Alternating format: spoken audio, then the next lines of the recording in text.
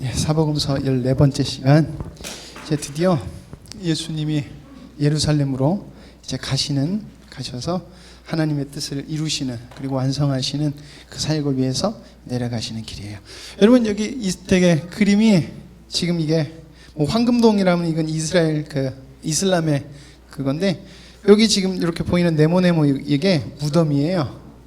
이게 이스라엘 사람들의 무덤이에요. 근데 이게 왜 여기 있냐면은 예수님께서 부활하신 다음에, 제가 알기로는 부활할 때 같이 예수님이 아니라 하나님이 죽은 자를 부활시키실 때 이렇게 부활시키신다고 여기는 걸로 제가 알고 있어요. 그래서 이쪽에다가 사람들이 무덤을, 요 앞에도 다 무덤이에요. 여기 다 무덤이에요. 그래서 여기다가 명당으로 주고 살려고 돈이 많은 사람은 앞에, 돈이 많은 사람은 뒤에라. 이게 이스라엘 사람들의 부활의 신앙이라 그래요. 그래서 요 부활 쪽, 이게 부활의 문이 하여튼 이쪽으로 부활의 신앙이 있는 곳이라 그래요. 그래서 여러분들에게 이런 곳이 있다라는 것을 또 보여드리고, 예수님께서 참된 부활이고 생명이신 것을 알아야 됨이 또 간단하게 나누고 싶어서 이 사진을 한번 또 올려봤습니다. 그 이스라엘 문화는 이래요. 그 무덤에다 이렇게 돌을 놨어요. 보시는지 모르겠는데, 여기 돌이에요. 이렇게 신들러 리스트 있잖아요. 우리가 알고 있는 영화. 그 영화 끝을 보면요, 그 사람 위해서 산 사람들이 마지막 장면에 이렇게 돌을 올려놔요. 그래서 얼마나 존경받은 사람이냐에 따라서 이 돌 개수가 정해진다 그래요. 왜냐면 많은 사람들이 와서 그 사람을 존경하는 이렇게 놓기 때문에 그렇습니다. 자, 이제 예수님께서 예루살렘으로 가십니다.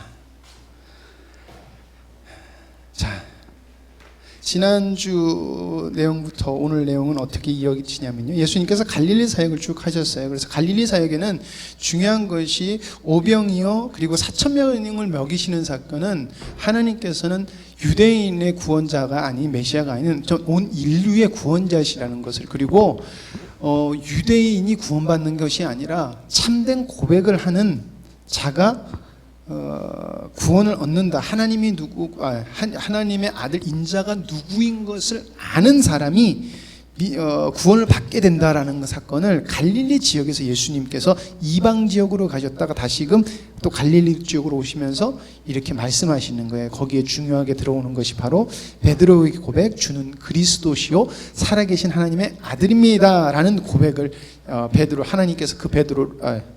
하나님께서 베드로를 통해서 그 고백을 하게 하시는 거예요. 그리고 난 다음에 예수님께서 죽음과 부활을 이루시고, 그리고 변화산 사건을 통해서 하나님으로, 예수 그리스도로 말미암아, 당신으로 말미암아 이루어질 하나님의 뜻과, 그리고 하나님의 나라의 도래를 보여주세요. 그러나 그것을 믿지 못하고 아직 세상의 눈을 가지고 있는 제자들은 예수님을 능력을 경험했음에도 불구하고, 그런 고백을 했음에도 불구하고 귀신 들린 아이를 쫓아내지 못하는 그런 모습을 보여주고 있고요. 그런 모습을 보여준 다음에 다시금 예수님께서 두 번째 당신이 왜 이 땅에 오셨는지에 대해서 말씀해 주시는 거예요. 죽음에 대한 것과 부활은 예수님이 왜 이 땅에 오셨는지 말씀해 주시는 겁니다. 그래서 그것이 나중에는 예수 그리스도를 통하여 얻어질 하나님의 백성들, 그리고 그 백성이 누릴 은혜, 그 백성의 소중함, 이거에 대해서 예수님께서 말씀하셨고, 지금까지 저희들이 그것을 나누었다라는 것이에요. 구원받은 백성은 여러분 존귀한 자예요. 하나님의 백성은 다 존귀한 자예요. 왜냐하면 하나님께서 그를 택하셨기 때문에, 하나님의 명이 그 안에 있기 때문에 귀한 자다라는 것을 우리가 알아야 된다라고도 나눴습니다. 그리고 예수님께서 이제 예루살렘 지역으로 오시는데, 예수님께서 사마리아의 길로 오세요. 그 당시에 이스라엘 사람들은 예루살렘으로 내려갈 때 사마리아 길을 통과하지 않았대요. 쉽게 말하면은 자기네 배척받는 곳이었기 때문에 그쪽으로 가지 않았는데, 예수님께서 그 길을 가시면서 어떤 일이 있냐면은, 예수님이 지나가면서 잠시 머물려고 했을 때 그것을 거절하는 사마리아인들이 등장하고요. 또 다른 길, 그러니까 사마리아 길은 또 가는 중에 10명의 문둥병자 사건이 나옵니다. 그리고 예수님께서 나를 따르라, 자기를 쫓는 사람들에게, 따라오는 사람들에게 나를 따르라라는 이 명령을 하세요. 그리고 예수님께서 유대로 가셨다가 베레아 가셨는지 이게 정확하게 알 수는 없다 그래요. 근데 예루살렘으로 가셨다가 베레아로 가셨는지 모르겠지만, 그 다음으로 넘어가는 배경이 베레아예요. 베레아 지방으로 가셔서 거기서 무엇을 하시냐면 70인을 파송하시는 사건이 나와요. 그래서 오늘 여기까지 말씀을 나눌 것입니다. 자, 지난주 내용을 잠시 살펴보도록 하겠습니다. 지난주의 내용은요, 변화산 사건 있었고요. 이 변화산 사건은 예수 그리스도를 통하여 이루어질 일에 관해서 하나님께서 보여주시는 거였어요. 자, 결국에는 예수 그리스도를 통해서 이루어지는 것은 하나님의 뜻이라는 거예요. 하나님의 창조 의도라는 것이에요. 저는 오늘 목사님 말씀을 들으면서 선한 일이란 게 무엇일까라고 이야기했는데, 여러분 어쩔 수 없이 우리는 도덕과 윤리적으로 계속 선한 것이라고 이렇게 선한 일을 선한 일로 생각하는데, 그리스도인의 선한 일은 하나님의 창조 의도를 이루는 거라는 것을 우리는 툭 건드려 놔야 된다는 거예요. 우리가 생각하지 않아도 선한 일 하면은 하나님의 창조 의도를 이루는 것, 이렇게 나와야 돼요. 선한 일 하면은 어떻게 이렇게 섬겨서 어떻게 좋은 일 해서 이렇게 나가면 안 돼. 그것은 하나님의 창조 의도를 이루는 방법 중이고 길 중에 하나예요. 근데 우린 자꾸 내가 하고 싶은 일을 하나님의 뜻으로 가는 거예요. 그게 꼭 그런 것 같아요. 하나님의 뜻이 이렇게 있으면은 이 뜻을 이렇게 받아야 되는데, 이게 우리라고 하면은 내 뜻을 하나님 앞에 올려드리면서 이게 하나님의 뜻이야, 이게 선한 일이야, 이렇게 가는 것 같아요. 하나님의 창조 의도는 하나님의 창조 의도, 저거죠. 여러분, 우리가 선한 뜻이라고 하는 것은 무조건 어떻게 해야 된다? 하나님의 창조 의도, 이렇게 가야 되는 거예요. 예수님은 이 땅에 왜 오셨어요? 하나님의 뜻을 이루러 오신 거예요. 그 예수님이 하신 것은 모든 것이 선한 것이었어요. 그렇기 때문에 예수님은 병도 고치셨고요. 예수님은 가난한 자에게 기적을 베풀어 먹이셨기도 했고요. 함께 슬퍼 우시기도 했고요. 여러 가지 선한 일들을 행하셨다는 거예요. 근데 그 선한 일들 중에는 야단치심도 있었고요. 배척받으심도 있었고요. 여러 가지가 있었다는 거예요. 근데 뭐였냐? 예수님은 하나님의 뜻을 쫓아 사셨고, 예수님이 뜻을 쫓아 사신 모든 것은 선한 일이었다는 거예요. 그러니까 우리가 하나님의 뜻을 쫓아서 행하는 일은 다 선한 일이라는 거예요. 그리고 그렇게 쫓아 살았을 때 오전에 목사님 말씀하신 그 6가지가 우리에게 올 거라는 거예요. 6가지 맞죠? 6가지가 올 거라는 거예요. 그랬을 때 내가 진짜 주님의 뜻을 쫓는구나 라고 해야지, 그냥 내가 하고 싶은 거 쫓아 삶으로 안 되는데, 그러니까 내 마음대로 하다 안 되는데 내가 주님 일을 쫓아 살다가 고난을 당하나, 이건 착각이라는 거예요. 그래서 우리의 기준은 뭐여야 된다? 하나님의 뜻을 쫓아 창조 의도를 이루는 것이 선한 것이다 라는 것이에요. 자, 어쨌든 예수님은 하나님의 뜻을 이루시려고 오셨고, 그것이 십자가에 달려 돌아가심으로 나중에는 하나님께서 영광스러운 모습으로 예수님께서 다시 오시는 종말적인 것까지 다 보여주시는 사건이 이 변화산 사건이었다라고 나눴어요. 그런데 세상적인 관점과 아직 거듭나지 못한 제자들은 그것을 보지 못했고 예수님이 누군지도 보지 못했다는 거예요. 거듭난 자는 누구냐? 예수님이 누군지 아는 자가 거듭난 자예요. 내 행동이 옛날보다 조금 나아진다라는 것이 거듭난 게 아니라 예수님이 누군지 보이고 예수님이 무엇 때문에 이 땅에 오시는지 아는 사람이 거듭난 자라는 거예요. 자, 그런데 그렇지 못한 제자들에게서 나오는 행동이 바로 뭐였다? 귀신 들린 아이 사건이었다는 거예요.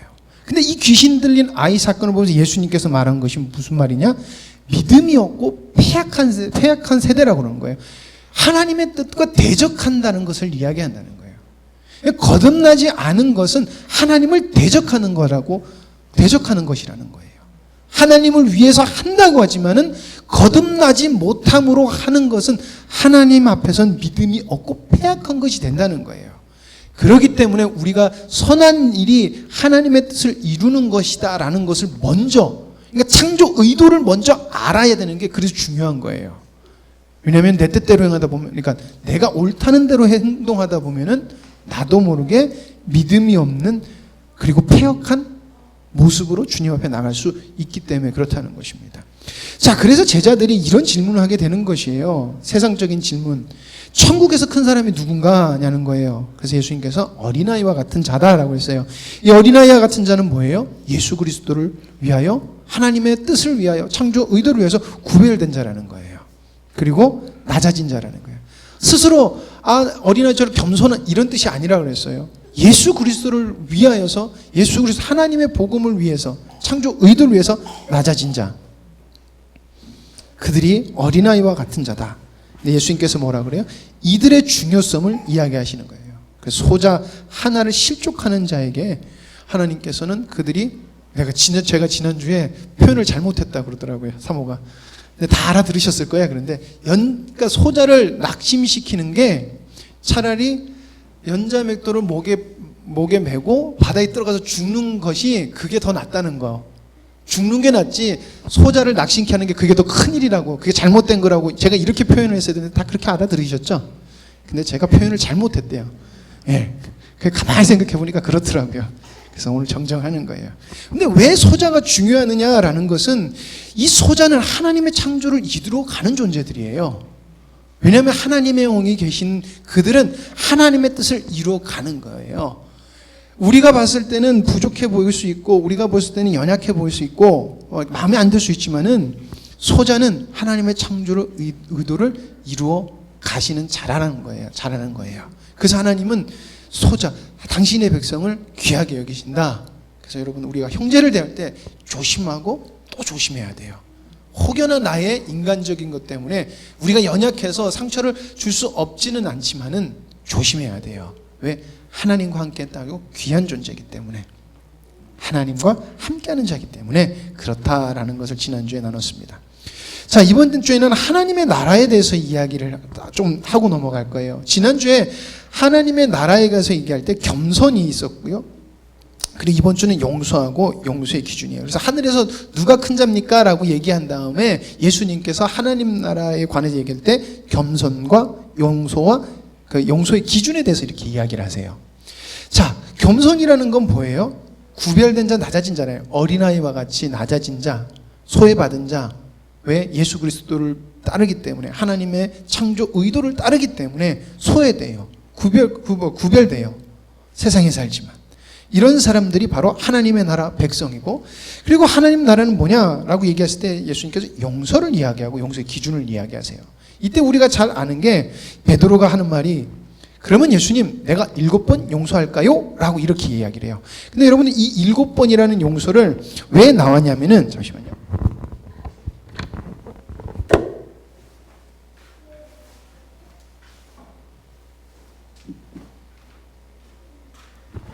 베드로가 7번 용서해야 할 거라고 하는 이 말은 3번 용서하는 것이 랍비들의 가르침이었어요. 3번 용서하는 것이, 여러분 3번 용서하는 게 랍비들의 가르침이었어요. 그때 예수님께서 뭐라고 이야기하시냐면 70번씩 70번이라도 용서를 해줘라 라고 이야기를 해요. 근데 이게 무슨 말일까라는 것은, 이것은 용서라는 것은 새 백성의 자세이며, 그리고 용서를 하는 기준이라는 것은 무엇이냐? 그거 전에 이 용서라는 것은 하늘로부터 은혜를 말한다는 거예요. 죄인을 용서해 주시는 하나님의 한없는, 그리고 값없는 은혜에 대해서 말씀해 주고 있는 거예요. 예수 그리스도를 통해서 얻어지는 걸 통해서. 자, 그런데 베드로가 3번이라는 것을, 7번이라는 기준을 둔 것은 인간 기준보다 많이 둔 거예요. 인간고 좀 많이 둔 거예요. 근데 예수님께서 70번씩 7번 용서하라 라고 이야기를 하셨는데, 이것은 그냥 죽기까지 많이 용서해라 라고 얘기하신 것도 있지만은, 거기엔 그 안에 들어가 있는 내용이 있는데, 그게 무엇이냐면요, 그 3번이라는 것을 어떤 사람이 나한테 잘못을 했을 때 용서를 죄송합니다. 어떤 사람이 나한테 잘못을 했어요. 그러면요, 내가 저 사람을 용서해 줄 수 있는 권리가 생겨요. 이 유대인들의 사상은 그런 게 있는 거예요. 그러니까 저 사람이 나한테 잘못했으면 나는 저 사람한테 용서해 줄 수 있는 권리가 있는 거예요. 근데 그것을 3번 정도는 나를 내려놓는 것이 굉장히 좋은 것이고 선한 것이라고 랍비들이 판단한 거예요. 그런데 베드로가 7번이라고 얘기한 거는 랍비들보다 훨씬 더 강한, 엄격한 기준으로서 7번이면 또 7은 또 완전수잖아요. 그렇게 해서 적용시킨 거예요. 근데 예수님께서 뭐라 그래요? 70번씩 7번 이렇게 하면은 계속 용서하라는 뜻이에요. 근데 이것은 많이 용서해 줘라는 뜻보다는 베드로가 내가 7번이나 나의 권리를 포기하겠습니다 라고 이야기를 하는 그 내용, 속의 내용을 예수님께서 무엇이라고 받아치시는 거냐면은 너희들은 용서할 권리를 주장하지 말라는 거예요. 왜냐하면은 너희들은 하늘로부터 오는 용서를 받은 존재고 그 용서를 받은 존재는 권리를 주장할 수 없다는 것을 예수님께서 말씀하시는 거예요. 우리가 용서하고 자시고 할 사람 존재가 아니라는 거예요. 그리고 우리가 땅에 있는 자들을 용서하니까 나한테 잘못하는 것을 말이 또 꼬인다. 나에게 잘못한 사람을 용서해 주는 것은 하나님의 뜻, 그리고 하나님의 나라의 하나님의 새 백성의 자세다라는 것을 이야기해 주시는 거예요. 그러면서 예수님께서 말씀하신, 그러니까 이것을 통해서 말씀하신 하나님의 나라의 윤리가 아니라는 거예요. 인간의 기준에 인간의 기준으로는 내가 7번 용서하면 많이 용서한 거라고 여겨요. 그래야 많이 용서한 거예요. 왜냐하면 엄격한 기준인 3번보다 많이 했으니까. 그러나 하나님의 윤리관은 다르다는 거예요. 계속해서 우리는 인간의 윤리관을 교회 윤리관, 즉 하나님의 나라 윤리관으로 끌어오려고 그래요. 그러나 하나님의 윤리관은 세상의 윤리관과 다른 거예요. 그리스도인은 하나님의 윤리관으로 살아야 돼요. 우리는 하나님의 새 백성이기 때문에 하나님의 윤리관으로 살아야 된다라는 것입니다. 그리고 하나님의 용서의 법칙을 이야기하시는 거예요. 그래서 예수님께서 이렇게 말씀하세요. 너희가 각각 마음으로부터 형제를 용서하지 아니하면 너희 하늘의 아버지께서도 너희에게 이와 같이 하시리라. 이런 주기도문 보면요, 이렇게 이야기하고 있잖아요. 오늘 우리가 잘못한 사람을 용서하여 준 것 같이 우리 죄를 용서하여 주시고. 이게 무슨 신학적인 말이냐면은 예수님께서 무엇을 말씀하시냐면 여기에 그 원리가 들어가 있는 거예요. 우리가 용서를 받았기 때문에 우리는 무조건 용서를 해야 돼요. 근데 그건 하나님이 어떻게 기준을 하시겠냐고 선포하시는 거냐면은 너희들은 용서를 받은 존재로서 너희들에겐 용서할 권한이 없다는 것도 이야기하시는 것이고, 그리고 너희는 용서를 받았기 때문에 너희들이 생각하고 있는 용서의 권리를 포기해라라고 말씀하시는 거예요. 그래서 그렇게 너희들이 하면은 하늘의 하나님께서도 너희 죄를 용서해 주실 거야. 그래서 그러잖아요. 우리의 잘못을 용서해 준 것 같이 우리 죄를 용서해 주시고 라는 거예요. 그래서 베드로가 하는 거잖아요. 네가 땅에서 매이면 땅에서도 매고 땅에서 풀리면 풀릴 것이라는 거예요. 하나님이 네가 하나님의 백성으로 살아가는지 보시겠다는 거예요. 이것도 하나님 나라의 그 윤리관과 용서의 법칙, 즉 용서의 법칙은 윤리관이라는 거예요. 이것을 이야기하시는 것이다. 라는 것입니다. 자, 그러면서 이제 예수님께서 예루살렘으로 향하십니다. 예루살렘으로 향하시면서 예수님께서 이렇게, 누가가 이렇게 이야기를 해요. 예수께서 승천하실 기약이 참해. 예수께서 십자가에 달려 이렇게 얘기하지 않아요. 승천하실 기약이 참해라고 이야기를 해요. 우리는 분명히 예수님께서 무엇을 하시는 분인지, 무엇 때문에 이 땅에 오셨는지 알아야 된다는 거예요. 예수님의 사역은 하나님의 나라를 세우는 것이에요. 그리고요, 하나님의 아들들을 얻는 것이에요. 그리고 하나가 더가 뭐냐면 하나님의 아들들을 중보하시는 것이에요. 예수 그리스도께서 우리를 위하여 중보하신다고 이야기하고 있거든요. 성경에서는 예수님은 승천하셔서 끝나는 것이 아니라 이 땅이 끝날 때까지, 이제 하나님이 주신 시간이라는 것이 끝날 때까지 하나님의 백성이 얻어지길 위해서, 그리고 하나님의 백성을 중보하시는 하나님이에요. 분이에요. 예수님은. 그래서 예수님의 사역은 지금도 계속되고 있다는 거예요. 예수님의 사역은. 지금 우리가 은혜를 입을 수 있고 여러분 우리가 낙심하지 않고 서 있을 수 있는 이유는 예수님께서 언약을 이루고 계시고 지금도 이루고 계시기 때문에 그렇다는 거예요. 그게 예수님의 사역이라는 거예요. 그래서 누가가 독특하게 예수께서 승천하실 기약이 참회라고 해서 예수님의 사역은 여기가 끝이 아니다라는 것을 우리에게 알려주는 거예요. 자, 그래서 예수님께서 이제 예루살렘으로 가십니다. 그래서 예수님의 사역은 예루살렘에서만 끝나는 구원의 사역으로 끝나는 것이 아니라 그리스도를 닮은 백성을 만드시기 그리고 얻으시기 위한 것이다라는 것을 우리는 알아야 된다는 것이에요. 그래서 예수님이 십자가에 달려 왜 돌아가셨어요? 라고 하면은 우리는 하나님의 그리스도를 닮은 백성들을 얻기 위하심. 이렇게 가야 되는 거예요. 이것이 바로 하나님의 뜻이다라는 것입니다. 자, 예수님께서 예루살렘으로 가시는 길 첫 번째 사건인데요. 사마리아 지역에 들어가세요. 아까도 얘기했지만 사마리아인들과 유대인들은 앙숙이에요. 그래서 서로 굉장히 미워하는 존재이기 때문에 여행을 할 때 예루살렘 길로 사마리아 길로 유대인들은 들어가지 않아요. 근데 예수님께서 사마리아의 길로 들어가세요. 그래서 사마리아 길로 들어가신다고 또 기록을 하세요. 자, 그 지역 첫 번째 지역에서 어떤 일이 있었냐면 예수님께서 제자들을 시켜서 먼저 가서 예수님이 이제 머무실 수 있도록 그곳에 가서 준비를 시키시는데 그 지역의 사람들이 예수님을 배척해요. 예수님을 받아들이지 않고 싫어해요. 근데 예수님을 받아들이지 않은 이유가 어떻게 보면 맞아요. 왜냐하면 원수 같은 존재들이었기 때문에 유대인이 우리 지방에 와서 머물러? 안 돼, 그거 있을 수 없는 일이야 라고 사마리아인들의 전통을 따른 거예요. 사마리아인들의 전통을 따른 거예요. 자, 그래서 예수님을 받아들이지 않으니까 또 재밌는 게 뭐냐면 야고보와 요한이 뭐라고 이야기하냐면 예수님, 하늘로부터 불이 내려 저들을 멸하시기를 예수님도 원하시죠? 이렇게 이야기를 해요. 끔찍하잖아요.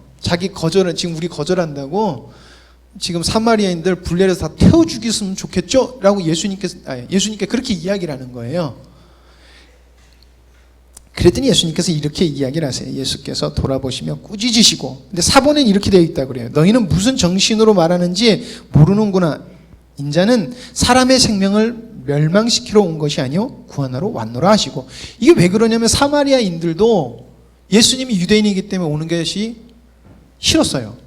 그런데 유대인 입장에선 개돼지만도 못하다고 생각한 사마리아인들이 감히 예수님을 거절해? 굉장히 기분 나쁜 일이에요, 이거 지금. 그러니까 유대인 정서에서는 저 자식들 죽어도 마땅한 것이 된 거예요. 근데 이게 무슨 관점이냐? 세상적 관점이라는 거예요. 근데 아까 조금 전에 예수님께서 무엇을 말씀하셨어요? 용서에 대해서 이야기하셨어요. 자, 불을 내려, 이거 누구 기준이냐? 사람 기준이라는 거예요. 그런데 돌아보시다 꾸짖으시면서 하는 거는 나는 멸망시키러 온 것이 아니라 구원, 저들을 얻으려고 왔어. 이건 누구의 뜻이냐? 이건 하나님의 뜻이라는 거예요. 여기에 중심이 되는 게 뭐다? 용서라는 것이에요. 너희들은 나를 통해서 용서를 얻을 거야 라는 거예요. 그런데 예수님을 받아들이지 않는 이들은 하늘로부터 오는 용서를 받지 못할 것이라는 것을 또 보여주는 것이에요. 그게 왜 그렇게 되냐면은 예수님께서 여기서 배척받으시니까 이게 먼저인지 저게 먼저인지 제가 조금 헷갈리는데, 어쨌든 사마리아의 길에서 또 다른 사건이 있는데 그게 바로 어떤 사건이냐? 나병 환자 10명을 만나시는 사건이에요. 자, 이 나병 환자 10명은 예수님을 영접합니다. 근데 그들이 예수님을 영접한 이유가 있었어요. 그건 뭐냐면은 자신들의 괴로움 때문에 그런 거예요. 예수님이 일단 메시아 이런 게 아니라 자신들이 괴로운데 소식을 들어보니까 예수님이란 분이 그러니까 나병 환자도 낫게 하고 죽은 자도 살리게 아니라 야, 우리 괴로움을 벗기 위해서 예수님한테 가자 하고 온 거예요. 그래서 성경에도 자신들의 괴로움을 고쳐달라고 이렇게 고백을 해요. 근데 그래서 예수 선생님이 우리를 불쌍히 여기셔서 그래서 우리의 이 고통에서 벗어나게 해주세요 라고 이렇게 와서 고백을 해요. 자, 그때 예수님께서 이렇게 말씀하십니다. 가서 제사장들에게 너희 몸을 보이라. 무슨 뜻이냐면은 문둥병이 나면은 제사장한테 가서 몸을 보여서 자기가 나병이 났다는 것을 보여줘야 돼요. 이게 율법을 하나님께서 그렇게 정하신 법이에요.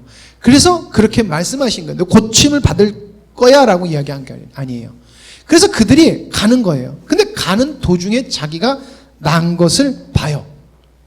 그들의 괴로움이 사라졌어요. 자, 근데 재밌는 것은 10명 중에 한 명만 하나님께 영광을 돌리러 가요. 요 한 명. 근데 이 한 명은 누구냐면은 이방인이라고 그래요. 성경에서 이 사람은 이방인이라고 얘기는 안 하는데 그 주석 이런 걸 보면은 이 사람은 이방인이라고 그래요.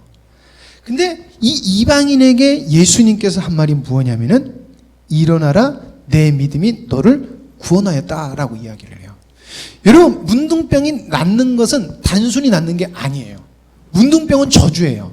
저주는 뭐예요? 용서받지 못한 것을 이야기를 해요.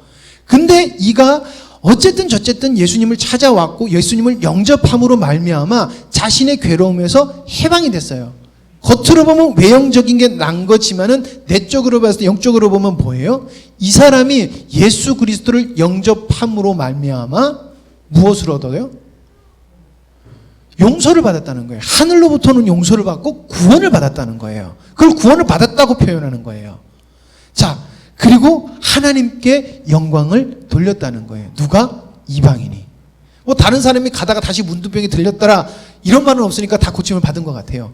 그런데 참된 하나님의 백성은 어떠해야 되냐는 것을 보여주는 거예요. 여기서 또 뭐다? 하나님께 영광을 돌렸다는 거예요.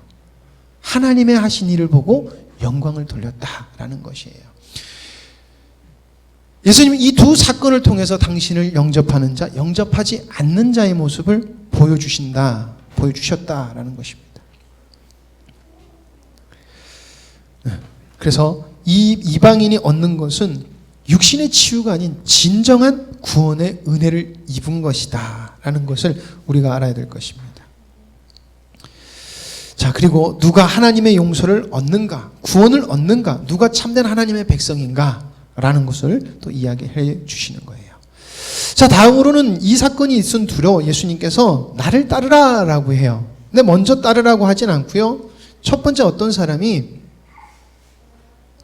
이렇게 얘기해요. 길 가실 때 어떤 사람이 여짜오되 어디로 가시는지 당신을 따르겠다라고 이야기를 해요. 그때 예수님께서 이렇게 말씀하십니다. 여우도 굴이 있고 공중의 새도 집이 있으되 인자는 머리 둘 곳이 없다라고 이야기를 해요. 이 말은 즉 너의 어떤 노력에도 땅의 보상은 없을 거야 라는 거예요. 쉽게 말하면 네가 어떤 거에서 해도, 어떤 행동을 해도 너의 노력에 대한 네가 원하는 보상은 없을 거야 라고 이야기를 해요. 근데 성경에서 이 사람이 누구라고 이야기하면 서기관이라고 이야기를 해요. 서기관은 누구예요? 예수님을 배척한 사람이에요. 근데 이 사람이 예수님을 배척하지만 않는다고 하면 굉장히 율법적으로 열심히 살아가려는 노력 있는 사람이에요. 근데 이 서기관한테 이런 말씀을 하신다는 것은 무엇이냐면은 이 사람도 마음속에 예수 그리스도를 통하여 자신이 원하는 것을 얻고 싶어하는, 추구한다는 것을 예수님께서 말씀하시는 거예요. 그 사람 예수님을 따른다고 했지만은 결국엔 그 사람이 따르는 이유가 뭐다? 자기의 원함을 예수 그리스도를 통해서 얻고 싶어 한다는 거예요. 자, 그리고 두 번째 사람부터는 예수님께서 나를 따르라고 얘기하세요. 그랬더니 한 사람은 이렇게 얘기해요. 내 아버지를 장사하게 허락하게 하소서. 근데 저는 이 얘기를 할 때 이 사람이 아버지가 죽은 줄 알았어요. 그땐 죽은 게 아니더라고요. 이게 뭐냐면은 이거 먼저 내가 그랬더니 이제 장사하게 허락하소서 했더니 예수님께서 죽은 자들로 자기의 죽은 자를 장사하게 하라라고 이야기를 해요. 그래서 저는 그 사람이 죽은 줄 알았는데 죽은 게 아니라 이 사람은 굉장히 율법적으로 산 사람인 거예요. 왜냐하면 내 부모를 공경하라라고 하는 하나님의 율법이 있잖아요. 그래서 모든 율법의 내용 중에 굉장히 중요한 게 무엇이냐면은 부모님을 공경하는 거예요. 인간의 기준으로 맞는 거잖아요. 그렇죠? 그렇잖아요. 아니에요? 내 부모를 공경을 좋은 거예요. 근데 예수님께서 왜 죽은 자들을 그렇게 죽은 자들로 장사하게 너는 나를 쫓으라라고 이야기를 했냐면은 율법 정통 관습이 우선되고는 나를 따를 수 없다는 거예요. 그거 다 내려놓고 나를 따라야 되고, 네가 정말 바라봐야 되는 것은 무엇이냐? 바로 하나님의 나라의 전파라는 거예요. 그러니까 하나님의 나라라는 거, 새롭게 도래하는 하나님의 나라를 봐야 된다는 거예요. 근데 이 사람의 기준은 어디 있다? 아직도 관습에 매여 있다는 거예요. 그러니까 자기 자신도 굉장히 율법적으로 바르게 살고 예수님을 바르게도 보는 면이 있었던 것 같아요. 그러나 그 사람의 기준은 아직도 어디에 있다? 세상에 있다는 거예요. 근데 그런 자는 나를 쫓을 수 없다는 것을 예수님께서 이야기를 하는 거예요. 결국에는 무엇보다 중요한 것은 하나님의 뜻이다라는 것이에요. 자, 그리고 이제 세 번째 사람에게 또 나를 따르라라고 하는데, 이 사람은 이렇게 얘기해요. 내가 주를 따르겠나인 죄송합니다. 제가 지금 머리가 되게 아파요. 그래서 나로 먼저 내 가족을 작별하게 허락하소서라고 이야기를 해요. 여러분, 이것도 맞는 거예요. 내 가족을 챙기는 건 율법만큼이나 그 유대인들에게는 굉장히 중요한 것이었어요. 그러니까 목숨과도 같은 거였어요. 근데 예수님께서 뭐라고 이야기를 하시냐면은, 손에 쟁기를 잡고 뒤를 돌아보는 자는 하나님 나라에 합당하지 않다라는 것이에요. 가만히 이야기를 들으면은 자녀들 다 팽개치고 예수님 교회 나와 섬겨, 아니면은 하나님 복음 위해 살아, 이렇게 들리지만, 지금 말하는 게 뭐냐면 이 사람은 육적인 일이 우선이라는 거예요. 지금 여기서 율법이라고 말하는 것은 육체를 대표하는 거거든요. 그러니까 이 사람들이 율법을 중요시 여긴 것은 육체의 일을 굉장히 우선시하고 있고, 하나님의 일보다 육체의 일을 먼저라고 생각하고 그것을 중심으로 두고 살고 있다는 거예요. 근데 그 사람들은 뭐다? 손에 쟁기를 잡고 뒤로 돌아보는 것과 같아. 그래서 하나님 나라에 합당하지 않다라는 것이에요. 그 사람들 마음이 어디 있다? 하나님의 뜻에 있지 않다라는 것을 이 세 사람들 통해서 예수님을 따르는 사람들은 어떻게 해야 되냐라는 것을 보여주시는 것이에요. 여러분, 근데 많은 사람들이 그런 것 같아요. 예수님을 쫓으셔서 교회 나오세요, 아니면은 섬겨야 돼요 라고 하면은 많은 사람들이 이렇게 이야기를 하는 것 같습니다. 하나님, 내가 이렇게 하면 내가 주님 섬길게요. 내가 이렇게 하나님이 해주시면 내가 하나님 앞에 뭘 할게요. 지금 현대 교인들도 기도를 하다 보면 많이 그렇게 가는 것 같아요. 하나님이 나에게 이런 것들을 해결해 주시면은 내가 이렇게 할게요. 내가 조금 더 뭐 할게요. 여러분, 하나님하고 우리는 딜을 할 수 있는 존재가 아니에요.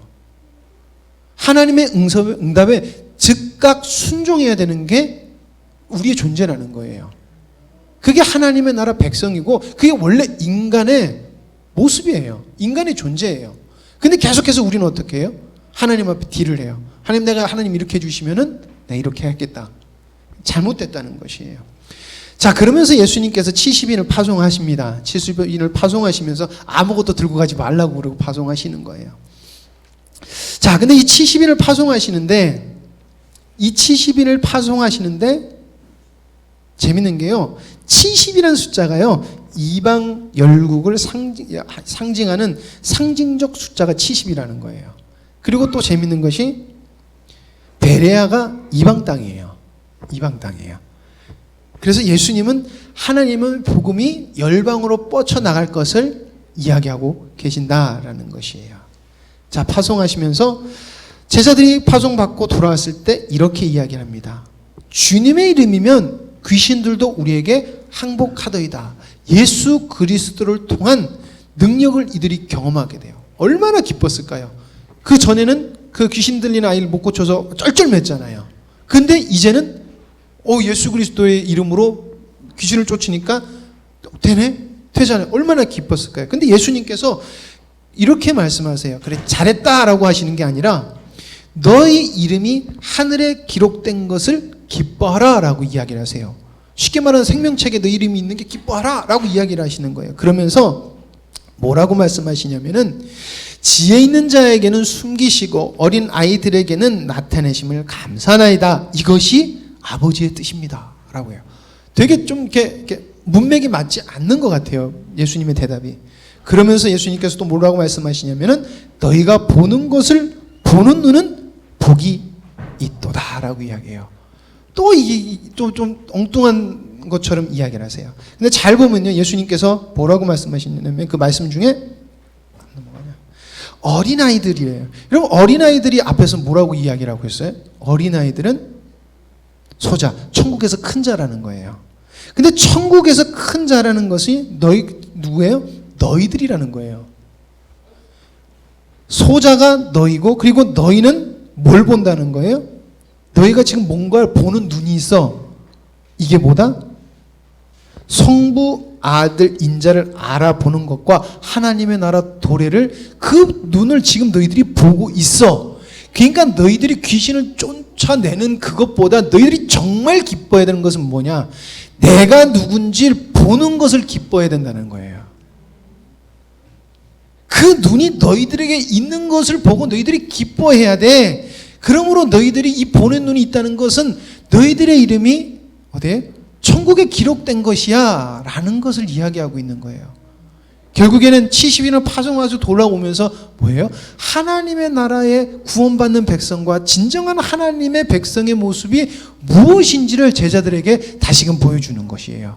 그리고 예수 그리스도를 통해서 나타날 능력들과 그 장차에 벌어질 일들, 그리고 이루어져 가는 언약들을 예수님께서 70인 파송 속에 있으시면서 장차 예루살렘에서 십자가에 달려 돌아가시고 승천하신 후에 계속해서 이런 일들이 너희들에게, 내가 없어도 이런 일들이 너희 삶 속에서 새 백성들이 하나님의 능력과 그리고 하나님의 복음을 전하는 것이 있을 거야 라는 것을 미리 보여주시는 사건이다 라고 이야기를 하는 거예요. 그래서 예수님께서 이렇게 얘기해요. 그들이 돌아왔을 때, 맞아, 사단이 번개같이 떨어지는 것을 내가 보았다 라고 하는 거예요. 그건 뭐예요? 사단이 이제는 멸망했다라는 것이에요. 사단이 패했다는 것을 말하는 거예요. 예수 그리스도를 통해서. 그리고 이 보는 눈이라는 것은 성자와 성부 사이에 비밀한 것들을 보는 것이에요.